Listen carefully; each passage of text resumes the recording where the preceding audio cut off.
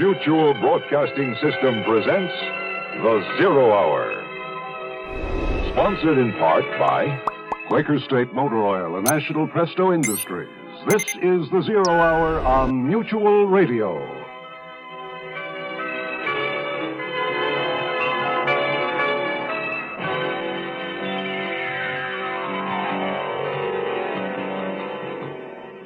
I'm Rod Serling. You're listening to The Zero Hour.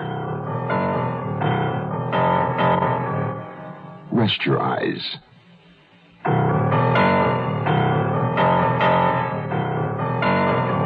Exercise your imagination. This week, Bill S. Ballinger's best-selling novel, In the Pursuit of a Damned Couple. The wife of the red-haired man. Starring Patty Dugaston, John Astor,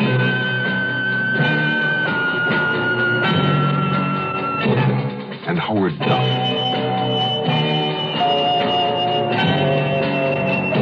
In Elliot Lewis's production of The Zero Hour.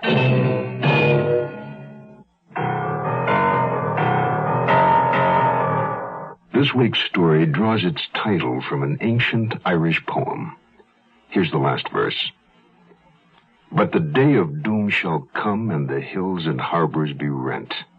A mist shall fall on the sun, from the dark clouds heavily sent. The sea shall be dry, and the earth under mourning and ban.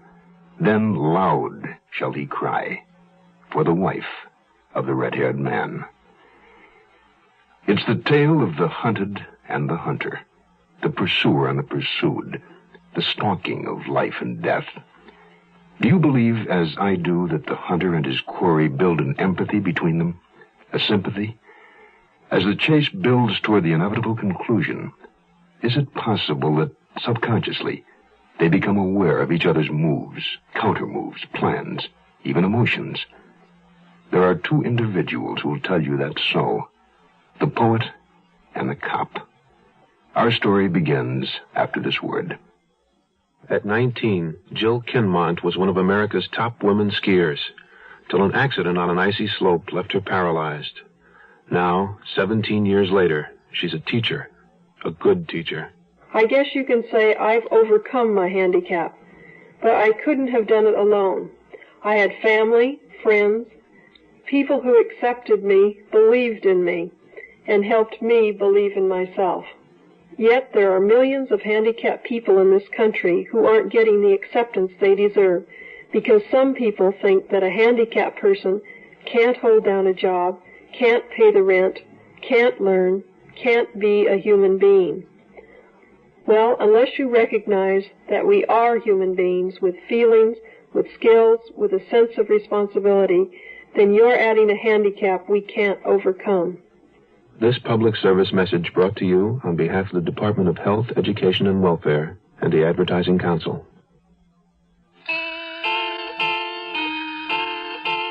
Picture this. A windy, rainy November night in New York City. A man about 30, his most identifiable feature a crest of flaming red hair, stands in a public telephone booth.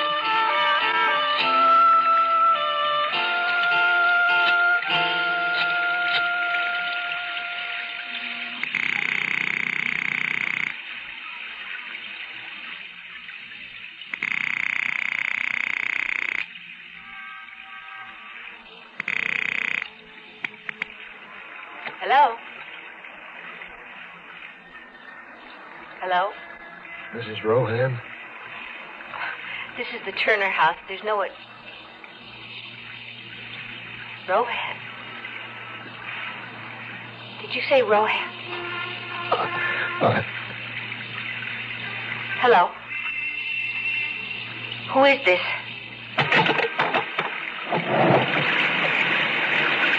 The red-haired man wears no raincoat. When he pulls up his jacket collar, we see a revolver stuck into his trousers. The red-haired man walks to the end of the street, where he turns and is lost to our view.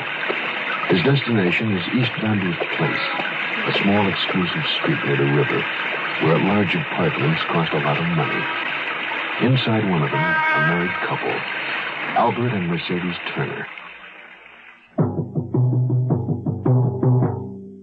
You're very quiet. What? Oh, am I? I'm sorry. Would you care to tell me who called? There wasn't anyone. I heard you asking questions. You told someone this was the Turner house. You said another name. What was it? I've forgotten. It wasn't anything. It couldn't have been. You lie badly. And you lie a great deal of the time. Don't, Albert. Please, don't bait me. The door? Yes. Shall I? No. No, I'll get it.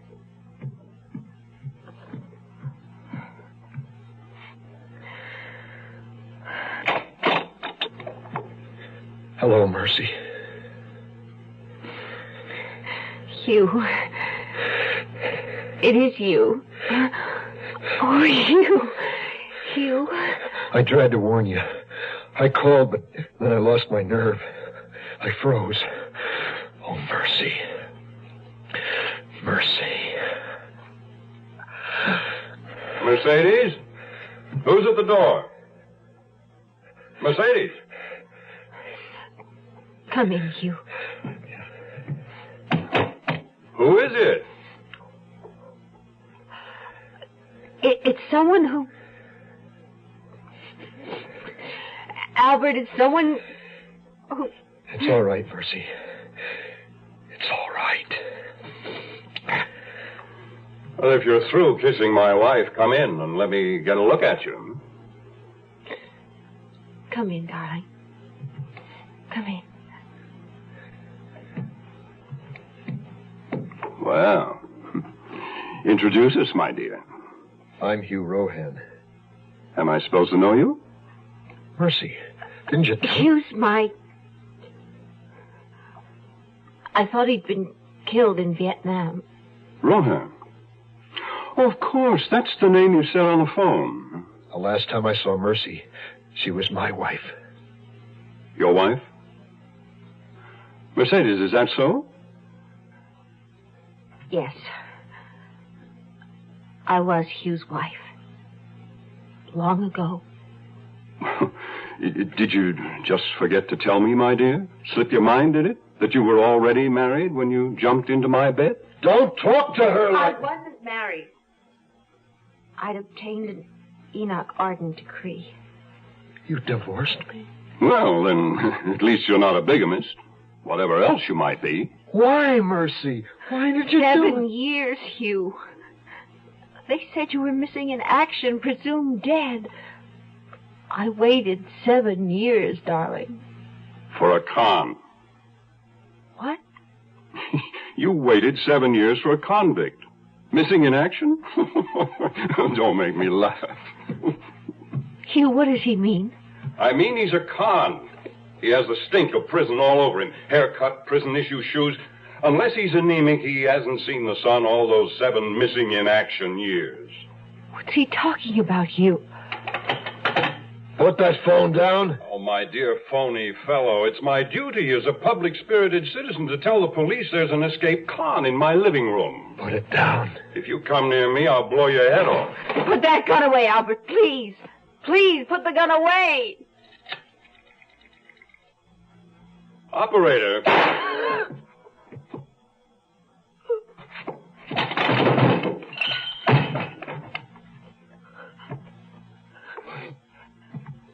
Albert? He's dead. You shot him. He was going to call the police and spoil it. I waited 7 years, Mercy. 7 years. But he's dead. What will happen to us? I don't remember if I'd ever seen a dead body before. But Hugh faced the matter as though it were almost commonplace. He hung up the phone, which had fallen to the floor, and then closed Albert's eyes. He would have separated us again. I couldn't let him do that. Was it true? What he said about you? No. We can't stay here. And we'll leave. You take what you need, and we'll leave together. No. Not yet. What? I can't leave until tomorrow. We'll need money. Oh, yeah. All right. I'll stay with you until morning. No, you have to leave now while it's dark. Otherwise, someone might see you. But what about him? We'll put him in his room. The maid comes at 10 o'clock. We don't want her to find him right away. All right. Where do you want him? His bedroom.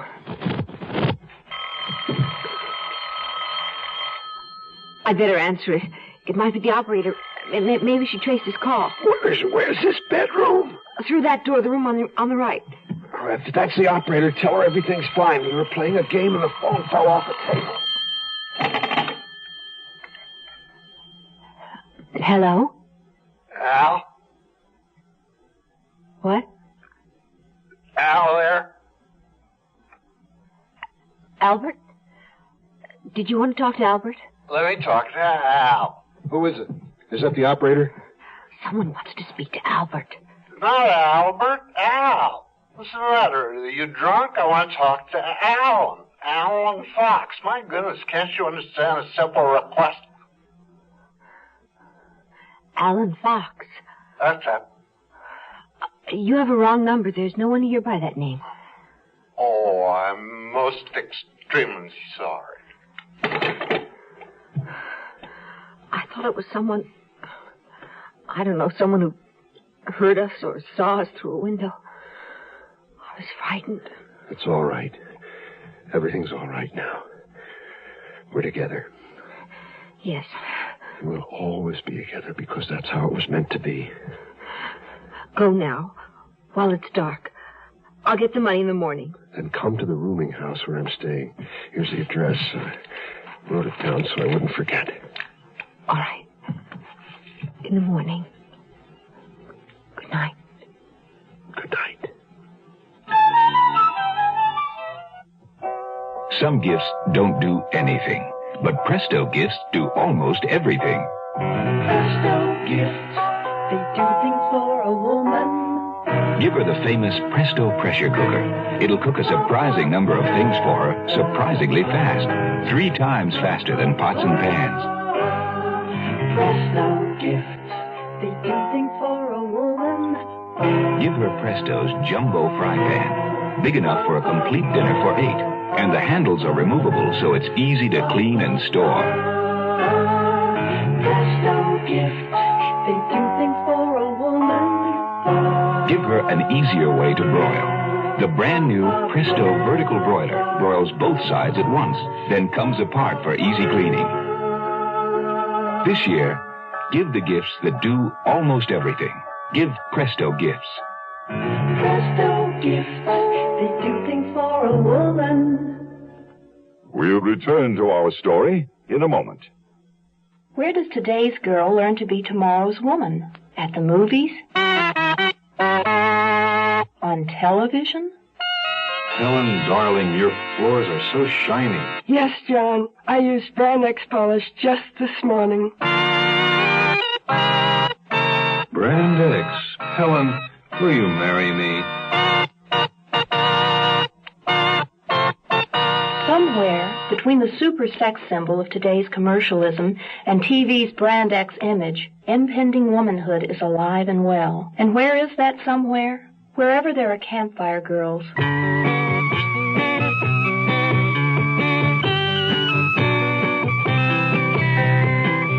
Campfire reaches the girl reaching out for tomorrow and puts a promise before her. The promise of personal development, of friends and fun.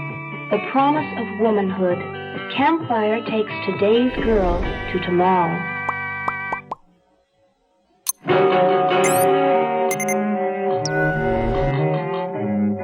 My name is Williams, detective 19th Precinct. Not every detective working on a murder in New York City belongs to the homicide squad. A detective from the precinct where the killing occurs is also assigned to it. East Vanda's place is in the 19th, and therefore the report of Albert Turner's death came over our desk, and I went out on it. The medical examiner and the technical services crew were already there when I arrived. Williams, over here. Hey, you precinct guys sleep in or what? It's almost noon. Only got it half hour ago. Went to homicide here. Half hour ago. I just got there. Oh, this is quite some beautiful layout. Yeah, it's class. Real dough. Who reported it? The maid, Thelma Jordan. She found the body. Miss Jordan? Turner's her boss. She'll tell you about it. Yes, Mr. Scores. This is Detective Williams here, Miss Jordan, 19th Precinct. He'll be working with me on this. Hello. Tell me where you found Mr. Turner. Well, the poor man was in his bedroom. I thought he was asleep, lying in bed, covers all drawn up. He live here alone? Oh, no, sir. They're married. There's a Mrs. Turner? Oh, yes, indeed. Well, where is she? Well, I'm sure I don't know. She wasn't here this morning when I came in. She at work? Oh, no, sir. She don't work.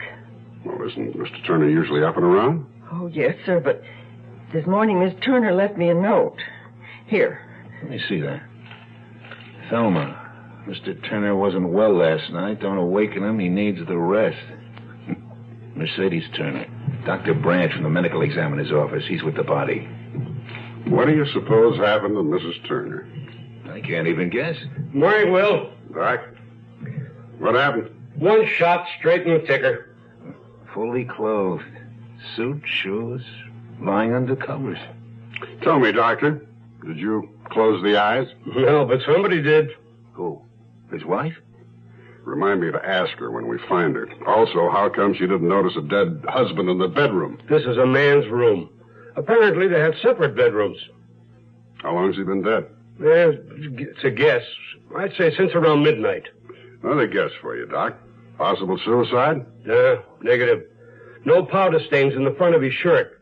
There's at least none I can find without a microscope. Besides, There's no gun. That's right.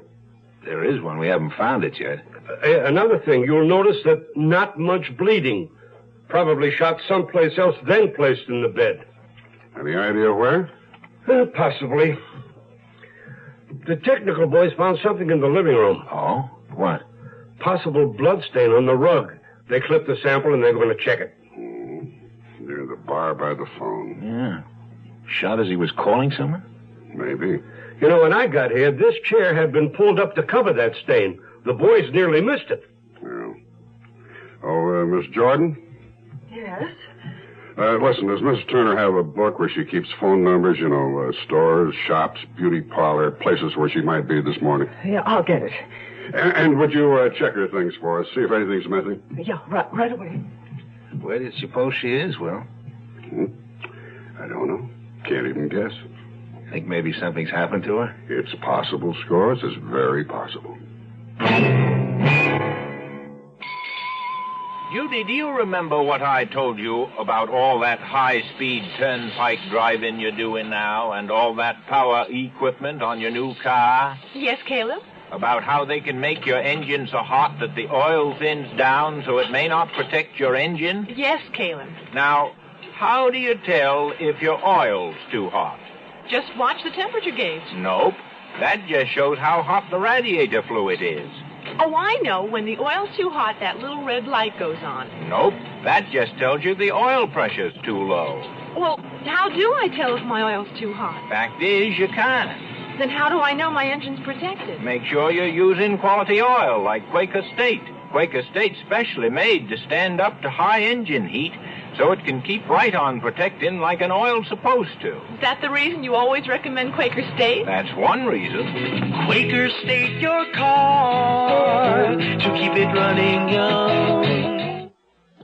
The Zero Hour continues after this. This land is your land. This land is my land.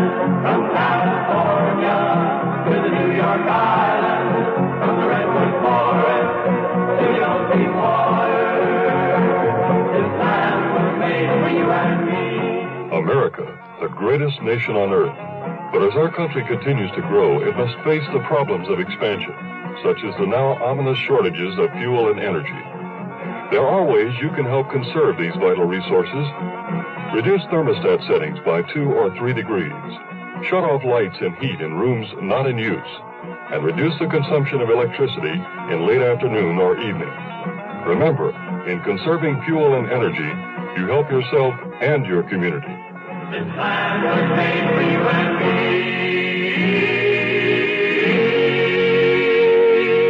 This public service message is presented by the President's Office of Emergency Preparedness and the Office of Consumer Affairs.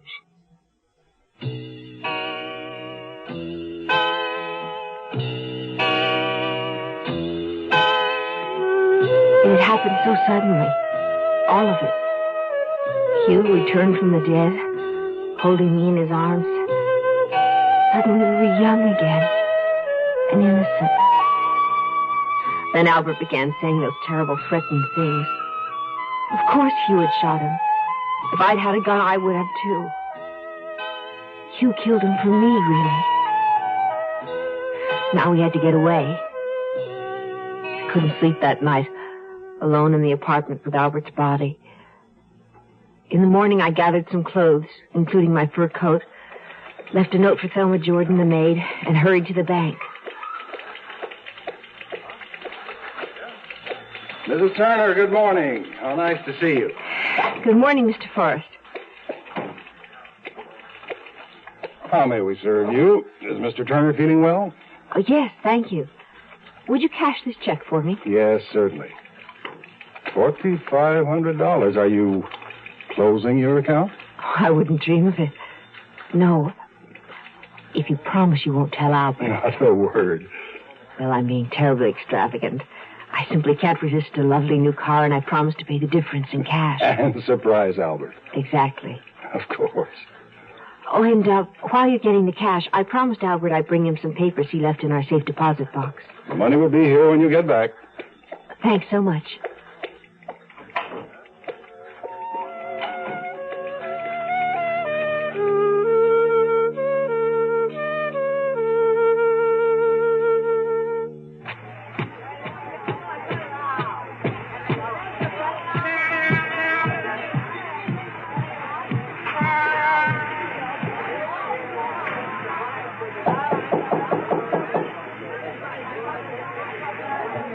Hugh?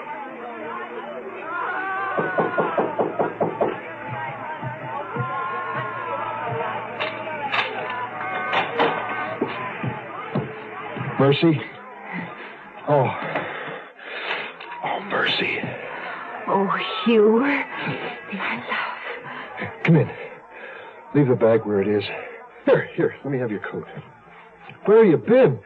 I thought it's too good to be true. She's gone to the police. She's told them what happened. No, darling. I withdrew money from the bank and took my jewelry from the safe deposit box. Doesn't matter. You're here. That's all that's important. 7 years, Mercy. I waited 7 years to be with you. 7 empty years. I just don't seem to be able to function without you. Hugh, what did Albert mean when he called you a convict? Oh, nothing. Forget it. Come on, come here. Come here with me. Here, sit down.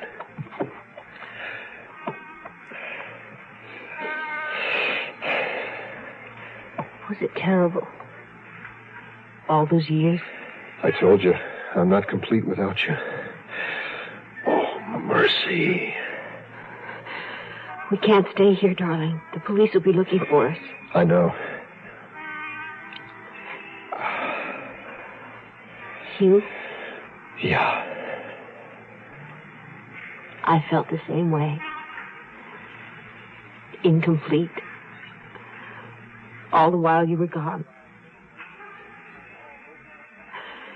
You're all I've ever really had, my darling. You're everything that makes me warm and soft. Oh, Hugh. There's certain procedures you set in motion after a homicide. You look at the deceased's enemies. You question everyone who might know something about what happened at the time of the crime. You make sure the lab is checking fingerprints and possible blood stains, lost bits of hair, anything and everything. My job is trying to solve a puzzle. When you first begin, there's nothing there. Yes, sir, I certainly will. Hey, who was that? The commissioner. Want to know what we have. They're asking questions upstate, you know. Well, tell me, Will. What has the 19th been able to come up with, and how long? 6 hours since we got the call? Well, we have a dead man and a missing wife. I called the phone numbers the maid found for me, beauty parlor and such. No one's seen her for the last day or so. The lab's pretty sure Turner was shot in the living room. They think that bloodstain near the phone will match his type. That's great. Turner's shot in the living room near the phone. With a bullet in his heart, he walks into the bedroom and gets settled down under the covers, which is where he expires. Which leaves us at square one. Someone shot Turner in the living room, carried him to the bedroom, shut his eyes, then left the premises for who knows where. That's someone being Mrs. Turner, huh? That's all we have at the moment. Well, maybe we got a little more, Will. What do you mean? According to the maid, Mrs. Turner's overnight bag is missing, along with a few dresses, shoes, and things, and a fur coat, some bracelets, earrings, etc. All right. We'll find the lady.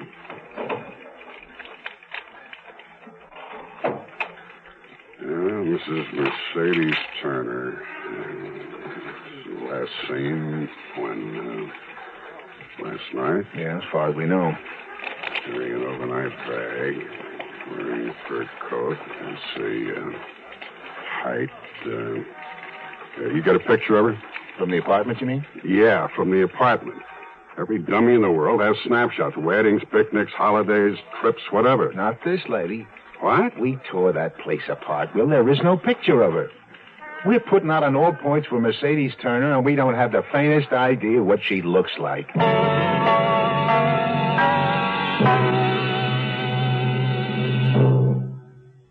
You are listening to Mutual's presentation of The Zero Hour. Even if someone served them a slice of beef, they couldn't bite into it. Their teeth are too weak. I'm not talking about some people off in Africa or Asia. I'm talking about Americans. American children. It's tragic how many thousands of them are in this country whose teeth will literally rot in their mouths because they'll never receive basic dental care. They may not even own a toothbrush. What hurts is that it takes so very little for any one of us to help them. The same dollar, for instance, that buys you 2 packs of cigarettes can buy 3 American children the first toothbrushes they've ever owned. I'm Cliff Robertson. Won't you give up some cigarettes so some American children can have their first toothbrush? Send your dollar to Americans for Children's Relief, Box 5050, Stamford, Connecticut. Box 5050, Stamford, Connecticut. $1. And, of course, if you can afford more, give more. This land is your land. This land is my land. From California to the New York Island. From the Redwood Forest to the ocean water. This land was made for you and me. America, the greatest nation on earth. But as our country continues to grow, it must face the problems of expansion, such as the now ominous shortages of fuel and energy. There are ways you can help conserve these vital resources.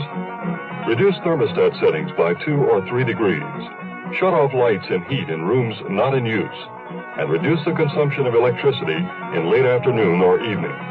Remember, in conserving fuel and energy, you help yourself and your community. This land was made for you and me.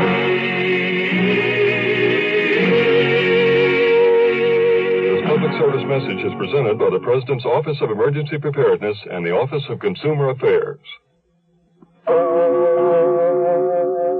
Tomorrow at this time, rest your eyes and listen here to this week's continuing study in suspense, The Wife of the Red-Haired Man. I'm Rod Serling. Go to rumble.com/c/GAR to see chapter 2, 3, 4, and 5 of this radio broadcast.